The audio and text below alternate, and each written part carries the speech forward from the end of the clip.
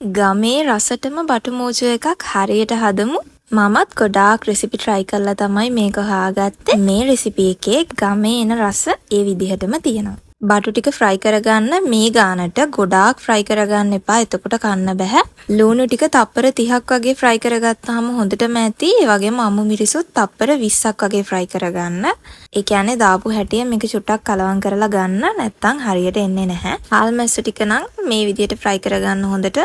මේක මැටි එකක හදාගන්න මම තෙල් ටිකක් දාලා ඒකට කුරුඳු කරදමුඟු කරාබු නැටි දානවා. ඒ වගේම කොටාගත්ත ඉඟුරු සුදු ලුණු පොඩියට කපාගත්ත රතු ලුණු රම්පේ කරපිංච දාගන්නවා. චුට්ටක් බැදුනට පස්සේ කහකුඩු තේ හැඳි කාලයි, මිරිස් කුඩු මේස හැඳි 2යි, කෑලි මිරිස් කුඩු තේ හැඳි 2යි, ගම් මිරිස් කුඩු තේ හැඳි කාලයි, සීනි මේස හැඳි 2යි එකතු කරලා කලවම් කරගන්න.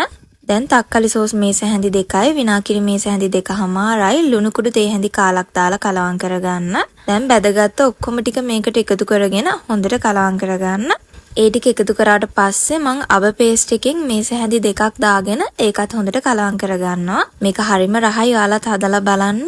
මේ වගේ රෙසිපි බලන්න මාව ෆලෝ කරලා තියාගන්න.